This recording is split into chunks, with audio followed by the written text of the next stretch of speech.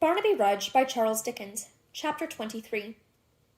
Twilight had given place to night some hours, and it was high noon in those quarters of the town in which the world condescended to dwell, the world being then, as now, of very limited dimensions and easily lodged, when Mr. Chester reclined upon a sofa in his dressing-room in the Temple, entertaining himself with a book. He was dressing, as it seemed, by easy stages, and having performed half the journey, was taking a long rest. Completely attired as to his legs and feet in the trimmest fashion of the day, he had yet the remainder of his toilet to perform. The coat was stretched like a refined scarecrow on its separate horse. The waistcoat was displayed to the best advantage. The various ornamental articles of dress were severely set out in most alluring order, and yet he lay dangling his legs between the sofa and the ground, as intent upon his book as if there were nothing but bed before him. "Upon my honour," he said, at length raising his eyes to the ceiling with the air of a man who was reflecting seriously on what he had read. "Upon my honour, the most masterly composition, the most delicate thoughts, the finest code of morality, and the most gentlemanly sentiments in the universe. Ah, Ned, if you would but form your mind by such precepts, we should have but one common feeling on every subject that could possibly arise between us." This apostrophe was addressed, like the rest of his remarks, to empty air, for Edward was not present, and the father was quite alone. "My Lord Chesterfield," he said, pressing his hand tenderly upon the book as he laid it down, "if I could but have profited by your genius soon enough to have formed my son on the model you have left to all wise fathers, both he and I would have been rich men. Shakespeare was undoubtedly very fine in his way, Milton good, though prosy, Lord Bacon deep and decidedly knowing, but the rider who should be his country's pride is my Lord Chesterfield." He became thoughtful again, and the toothpick was in requisition. "I thought I was tolerably accomplished as a man of the world," he continued.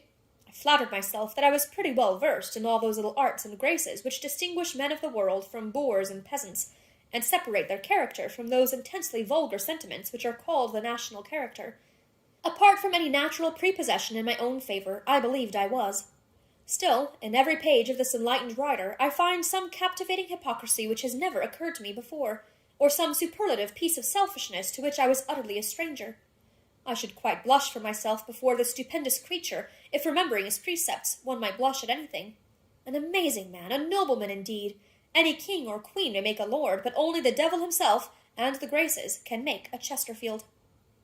Men who are thoroughly false and hollow seldom try to hide those vices from themselves, and yet in the very act of avowing them they lay claim to the virtues they feign most to despise.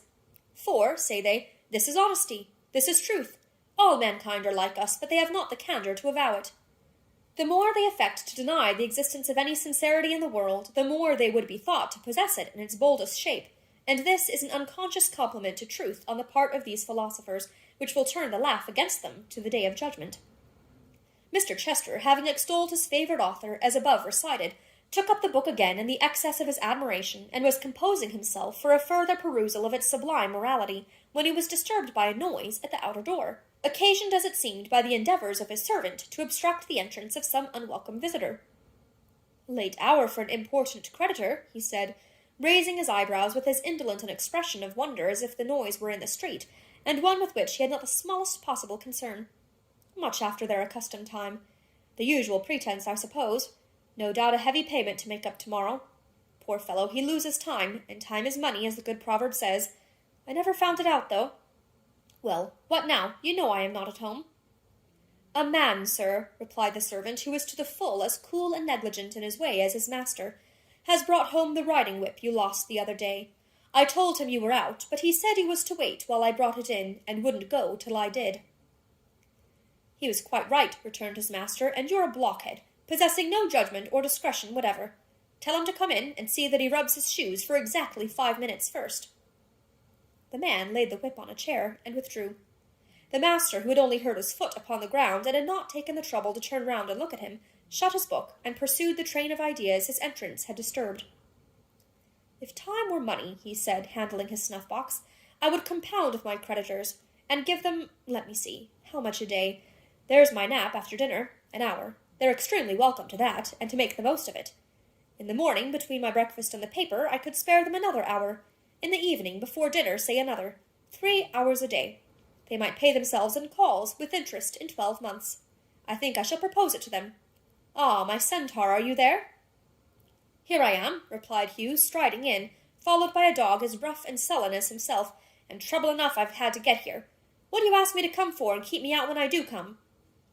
"My good fellow," returned the other, raising his head a little from the cushion and carelessly surveying him from top to toe, "I am delighted to see you, and to have, in your being here, the very best proof that you were not kept out. How are you?" "I'm well enough," said Hugh impatiently. "You look a perfect marvel of health. Sit down." "I'd rather stand," said Hugh. "Please yourself, my good fellow," returned Mr. Chester, rising, slowly pulling off the loose robe he wore, and sitting down before the dressing-glass. "Please yourself, by all means." Having said this in the politest and blandest tone possible, he went on dressing, and took no further notice of his guest, who stood in the same spot as uncertain what to do next, eyeing him sulkily from time to time. "Are you going to speak to me, master?" he said after a long silence. "My worthy creature," returned Mr. Chester, "you are a little ruffled and out of humour. I'll wait till you're quite yourself again. I am in no hurry." This behaviour had its intended effect. It humbled and abashed the man, and made him still more irresolute and uncertain. Hard words he could have returned, violence he would have repaid with interest, but this cool, complacent, contemptuous, self-possessed reception caused him to feel his inferiority more completely than the rest.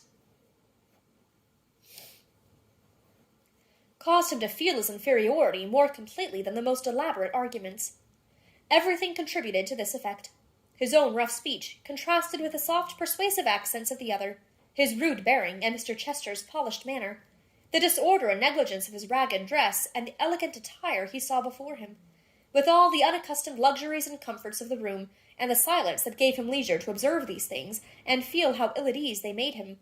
All these influences, which have too often some effect on tutored minds, and become of almost resistless power when brought to bear on such a mind as his, quelled Hugh completely. He moved by little and little nearer to Mr. Chester's chair, and glancing over his shoulder at the reflection of his face in the glass, as if seeking for some encouragement in its expression, said at length, with a rough attempt at conciliation, "Are you going to speak to me, master, or am I to go away?" "Speak you," said Mr. Chester, "speak you, good fellow. I have spoken, have I not? I am waiting for you." "Why, look'ee, sir," returned Hugh with increased embarrassment, "am I the man that you privately left your whip with before you rode away from the Maypole, and told to bring it back whenever he might want to see you on a certain subject?" "No doubt the same, or you have a twin brother," said Mr. Chester, glancing at the reflection of his anxious face, "which is not probable, I should say." "Then I have come, sir," said Hugh, "and I have brought it back, and something else along with it. A letter, sir, it is, that I took from the person who had charge of it." As he spoke, he laid upon the dressing-table Dolly's lost epistle, the very letter that had cost her so much trouble. "Did you obtain this by force, my good fellow?" said Mr. Chester, casting his eye upon it without the least perceptible surprise or pleasure. "Not quite," said Hugh. "Partly." "Who was the messenger from whom you took it?" "A woman, one Varden's daughter." "Oh, indeed," said Mr. Chester gaily. "What else did you take from her?" "What else?" "Yes," said the other in a drawling manner, for he was fixing a very small patch of sticking plaster on a very small pimple near the corner of his mouth. "What else?" "Well, a kiss," replied Hugh after some hesitation. "And what else?" "Nothing." "I think," said Mr. Chester in the same easy tone, and smiling twice or thrice to try if the patch adhered, "I think there was something else. I have heard a trifle of jewellery spoken of, a mere trifle, a thing of such little value, indeed, that you may have forgotten it. Do you remember anything of the kind? Such as a bracelet, now, for instance." Hugh, with a muttered oath, thrust his hand into his breast, and drawing the bracelet forth, wrapped in a scrap of hay, was about to lay it on the table likewise, when his patron stopped his hand, and bade him put it up again. "You took that for yourself, my excellent friend," he said, "and may keep it. I am neither a thief nor a receiver. Don't show it to me. You'd better hide it again, and lose no time. Don't let me see where you put it either," he added, turning away his head. "You're not a receiver," said Hugh bluntly, despite the increasing awe in which he held him. "What do you call that, master?" striking the letter with his heavy hand. "I call that quite another thing," said Mr. Chester coolly. "I shall prove it presently, as you will see. You are thirsty, I suppose?" Hugh drew his sleeve across his lips, and gruffly answered yes. "Step to that closet, and bring me a bottle you will see there, and a glass." He obeyed. His patron followed him with his eyes, and when his back was turned, smiled as he had never done when he stood beside the mirror. On his return he filled the glass, and bade him drink. That dram dispatched, he poured him out another, and another. "How many can you bear?" he said, filling the glass again. As many as you like to give me. Pour on. Fill high. A bumper with a bead in the middle. Give me enough of this, he added, as he tossed it down his hairy throat, and I'll do murder if you ask me. As I don't mean to ask you, and you might possibly do it without being invited if you went on much further, said Mr. Chester with great composure, we will stop, if agreeable to you, my good friend, at the next glass. You were drinking before you came here. I always am when I can get it, cried Hugh boisterously, waving the empty glass above his head and throwing himself into a rude dancing attitude. I always am. Why not? Ha ha ha! What's so good to me as this? Whatever has been? What else has kept away the cold on bitter nights, and driven hunger off in starving times? What else has given me the strength and courage of a man, when men would have left me to die, a puny child? I should never have had a man's heart but for this. I should have died in a ditch. Where's he who, when I was a weak and sickly wretch, with trembling legs and fading sight, bade me cheer up, as this did? I never knew him, not I. I drink to the drink, master. Ha ha ha! You are an exceedingly cheerful young man, said Mr. Chester, putting on his cravat with great deliberation, and slightly moving his head from side to side to settle his chin in its proper place. Quite a boon companion. Do you see this hand, master? Said Hugh, and this arm? Baring the brawny limb to the elbow. It was once mere skin and bone, and would have been dust in some poor churchyard by this time, but for the drink.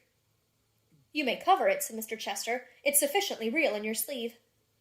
I should never have been spirited up to take a kiss from the proud little beauty, master, but for the drink, cried Hugh. Ha ha ha! It was a good one, as sweet as honeysuckle, I warrant you. I thank the drink for it. I'll drink to the drink again, master. Fill me one more. Come, one more. You are such a promising fellow, said his patron, putting on his waistcoat with great nicety and taking no heed of this request, that I must caution you against having too many impulses from the drink, and getting hung before your time. What's your age? I don't know. At any rate, said Mr. Chester, you are young enough to escape what I may call a natural death for some years to come. How can you trust yourself in my hands on so short an acquaintance with the halter round your neck? What a confiding nature yours must be. Hugh fell back a pace or two and surveyed him with a look of mingled terror, indignation, and surprise. Regarding himself in the glass with the same complacency as before, and speaking as smoothly as if he were discussing some pleasant chit-chat of the town, his patron went on. Robbery on the king's highway, my young friend, is a very dangerous and ticklish occupation. It is pleasant, I have no doubt, while it lasts, but, like many other pleasures in this transitory world, it seldom lasts long. And really, if, in the ingenuousness of youth, you open your heart so readily on the subject, I am afraid your career will be an extremely short one. How's this? Said Hugh. What do you talk of, master? Who has it set me on? Who? Said Mr. Chester, wheeling sharply round and looking full at him for the first time. I didn't hear you. Who was it? Hugh faltered and muttered something which was not audible. Who was it? I am curious to know, said Mr. Chester with surprising affability. Some rustic beauty, perhaps. But be cautious, my good friend. They are not always to be trusted. Do take my advice now, and be careful of yourself. With these words he turned to the glass again and went on with his toilet. Hugh would have answered him that he, the questioner himself, had set him on, but the words stuck in his throat. The consummate art with which his patron had led him to this point, and managed the whole conversation, perfectly baffled him. He did not doubt that if he had made the retort which was on his lips when Mr. Chester turned round and questioned him so keenly, he would straightway have given him into custody, and had him dragged before a justice with the stolen property upon him, in which case it was as certain he would have been hung as it was that he had been born.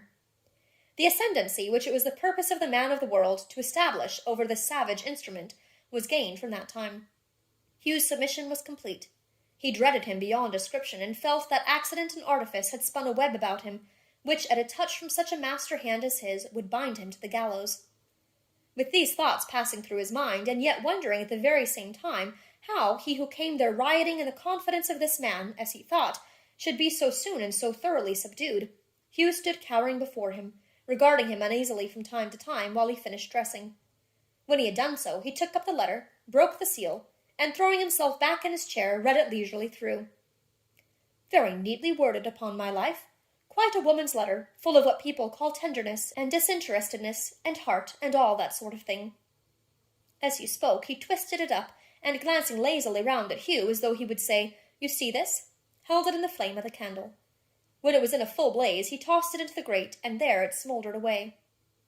It was directed to my son, he said, turning to Hugh, and you did quite right to bring it here. I opened it on my own responsibility, and you see what I have done with it. Take this for your trouble. Hugh stepped forward to receive the piece of money he held out to him.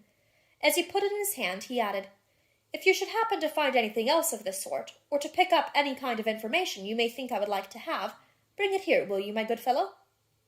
This was said with a smile which implied, or Hugh thought it did, "Fail to do so at your peril."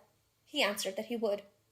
"And don't," said his patron, with an air of the very kindest patronage, "don't be at all downcast or uneasy respecting that little rashness we have been speaking of. Your neck is as safe in my hands, my good fellow, as though a baby's fingers clasped it, I assure you.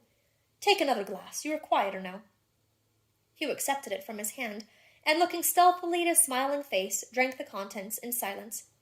"Don't you don't you drink to the drink any more?" said Mr. Chester in his most winning manner. "To you, sir," was the sullen answer, with something approaching to a bow. "I drink to you." "Thank you. God bless you. By the by, what is your name, my good soul? You were called Hugh, I know, of course. Your other name?" "I have no other name." "A very strange fellow. Do you mean that you never knew one, or that you don't choose to tell it? Which?" "I'd tell it if I could," said Hugh quickly. "I can't. I have been always called Hugh, nothing more. I never knew, nor saw, nor thought about a father, and I was a boy of 6, that's not very old, when they hung my mother up at Tyburn for a couple of 1,000 men to stare at. They might have let her live. She was poor enough." "How very sad!" exclaimed his patron with a condescending smile.